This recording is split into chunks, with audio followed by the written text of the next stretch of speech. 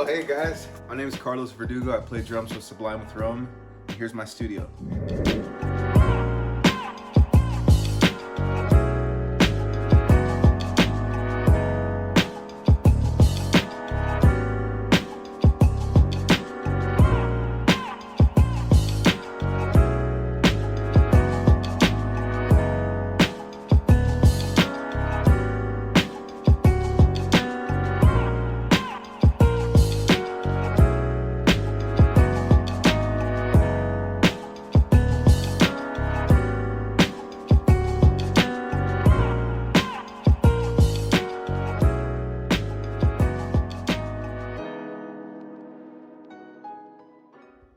So originally, this room here was my bedroom, and it was a super cool room.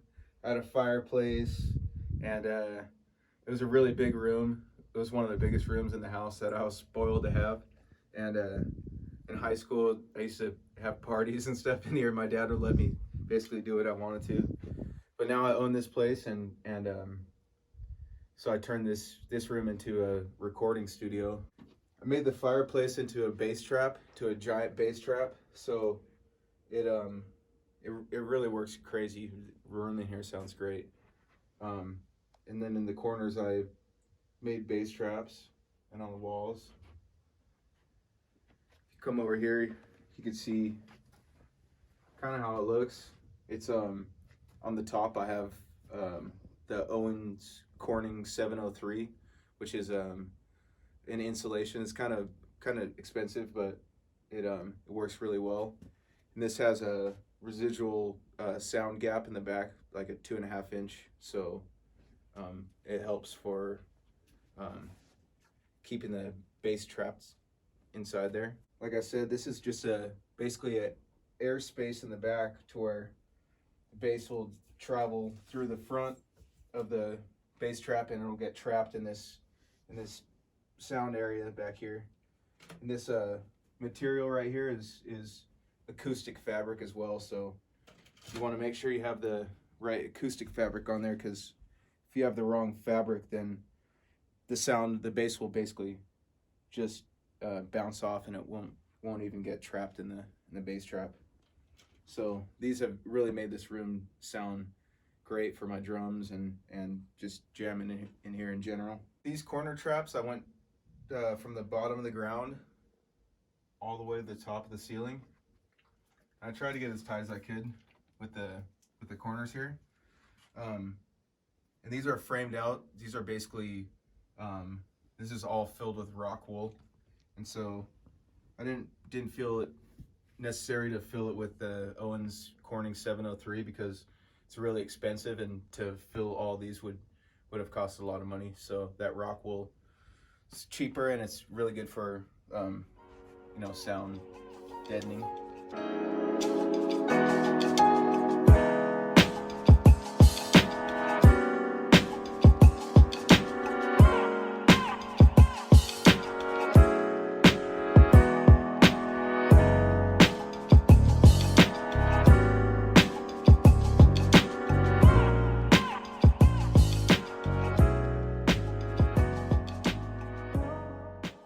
I added some of this foam right here to bring down some of the harshness from the cymbals. There was a lot of reflection going on, even with the bass traps that I built, and so this foam it does the job, and it doesn't take too much of the liveliness away from the drums or the room.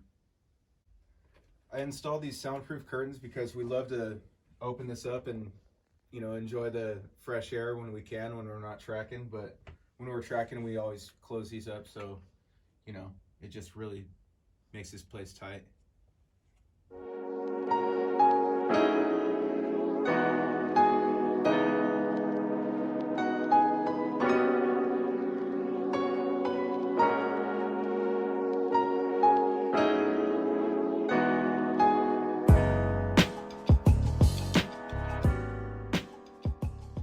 going to give you a little breakdown on my drum kit here. Playing Vessel drums, like most of you probably know, I've been with Vessel drums since 2008, and they're great drums, and I truly love them, and I stand behind the craftsmanship. It's really good stuff. But so this Vessel drum kit was built in 2008. It's you know, seen some miles. It's been around the world a couple times, and for the kick drum here, I'm working with a 24 by 24. It's truly a cannon. It's so loud, and it just really booms and resonates really well. Then I've got a 13 inch tom here, 16 inch floor, and got this real nice hand hammered bronze hair right here. This one's great. I'm also using this timbali that I got as a gift from Eric. It's really old school. I believe it's a Ludwig timbali, but yeah, super vintage, and it sounds really good. Capuchino has something to say. You have something to say on there? And then recently, I got news that I haven't shared with anyone, but I'm going to be linking up with Aquarian Drums, or Aquarian Drum Heads, and I've been using their stuff for a long time, but I'm really honored to be a part of their team, and once again, another product that I really stand behind, especially these coated Super 2s. They sound outstanding on my drums. Also, as you know, I'm with Vader drumsticks. I switch it up between the universals and the 5Bs. Wood tip always. That's just how I do. And I use these I believe they're called Duradots, but they're made by Vader as well. They're great little dampeners for the toms or your snare or whatever you want to put it on. Definitely very fortunate to be with Paiste cymbals.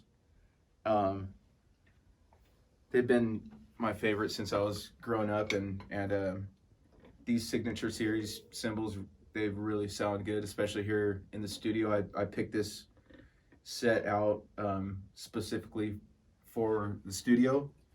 I've got the dark, crisp 14-inch hi-hats, and then I've got an 18 full crash and a 17 full crash and a 20-inch full ride. And these are sizes I picked for this room and the studio, so they sound really good in here, and it's working well. And a lot of people ask me, I put that Super Kick, Aquarian Super Kick 2 up here, and it's just because I had a new head, an extra Super Kick 2 at the house, and I decided to put it on. But everyone asked me like it's some kind of trick that I came up with, but it's probably not proper per se to put that head on there, but it sounds really good on here, so I'm keeping it on. So if you don't agree, then comment below.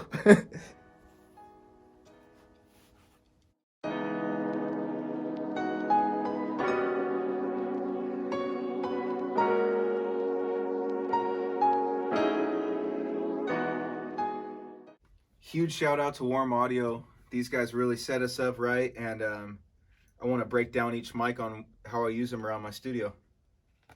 These are the 84s, the WA 84s. They're a stereo pair of mics. For my application, I'm using them as a top and bottom, a stereo pair. This is also, I have a 57, a Shure 57, SM57 on there as well. And those three mics in combination, they sound really good. So that's what I'm using for my snare sound right now. But with this stereo pair, I mean, this is a really versatile pair of mics that you could use for guitar, bass, whether it be acoustic or electric. pianos, woodwind instruments, drums, just like there's just a wide variety of uses for these mics. So they're very universal mic that you could use in the studio. I have a pair of these 14s I'm using for my overheads, and they sound great. I also use them in the studio for like lead vocals or guitar, or if you want to do them for percussion or something like that, you could also use them for that application.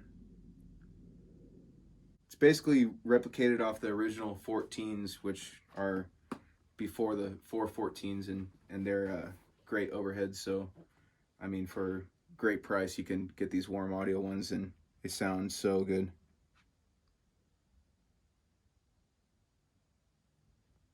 I'll show you guys these 251s, also made by Warm Audio. These are my room mics. I have them about 3 feet in front of the center of the drum kit. The bottom mic is set in cardioid mode, which is getting the drums right here, and the top one is in the figure 8 mode. On top, upside down, flip the other way, and you can see how they are. But it gives this room a really nice sound for the room mics, in conjunction with the 14s and all the other mics we have going on in here. We'll move on to some different brands of mics that I have going on the kit. So for my kick drum right here, on the inside, I have an Audix D6, and on the outside, I have an Electro Voice RE20. It's an old broadcasting mic, and they in combination sounds really, really good together. If you like big kick, you know, Fatima.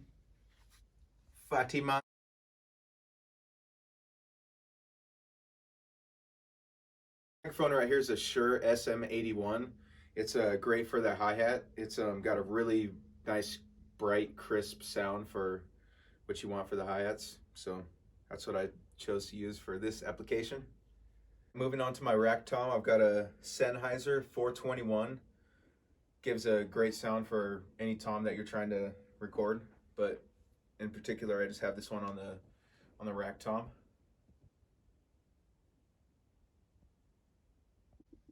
Now for my floor tom, I'm using the Shure Beta 52, and this microphone provides a really nice low end kind of sound for my floor tom that it just matches perfectly. So that's what I'm using right now, and if you have any suggestions on what I should use for my mics, then let me know. Last but not least, my timbali. I'm using an E604, a Sennheiser mic. It's just a little clip-on mic, and it seems to work well for now. But I mean, we're constantly changing up our setup here and just kind of trying to upgrade and trying to make the best sound we can possibly make here.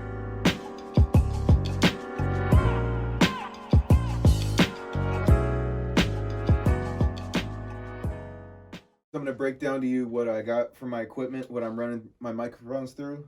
For my interface, I have an Apollo, and from the Apollo it's going to an SSL.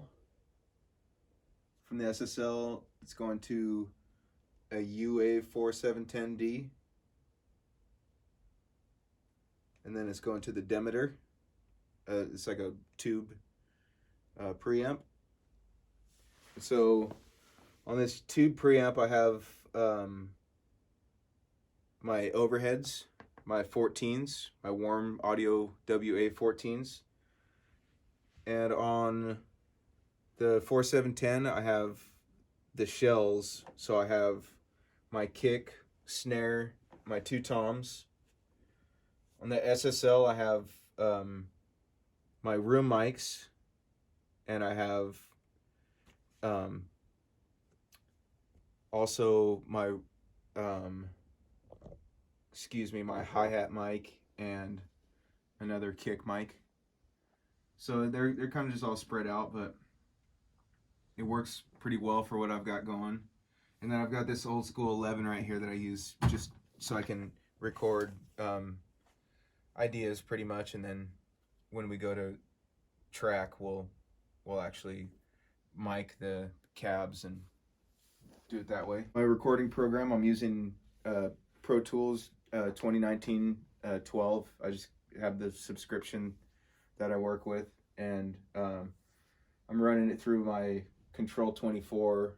It was rendered obsolete a couple years ago, which means it wasn't supposed to work with anything past Pro Tools 10, but there's an app that I use that links the Control 24 with my Pro Tools. I'm not using any of the preamps or anything like that from the Focusrite board, but I'm just using it to basically for all the faders, and I can hook my iPad up to it so I can be behind my drums and I can record tracks myself without having to run back and forth between pressing record here and running back to the kit, and just makes things a lot easier. Thanks for bearing with me in my first couple adventures with YouTube and wrapping up my studio tour here, and thank you guys very much for tuning in and checking out what I got going on around here. If you guys want to ever work in here, I'm going to post a link down below so you guys can, check it out. I've got a website, celosdrums.com, and you can check that out. Also, Celos Drums is my Instagram. And so check me out and comment below, and please subscribe. Later.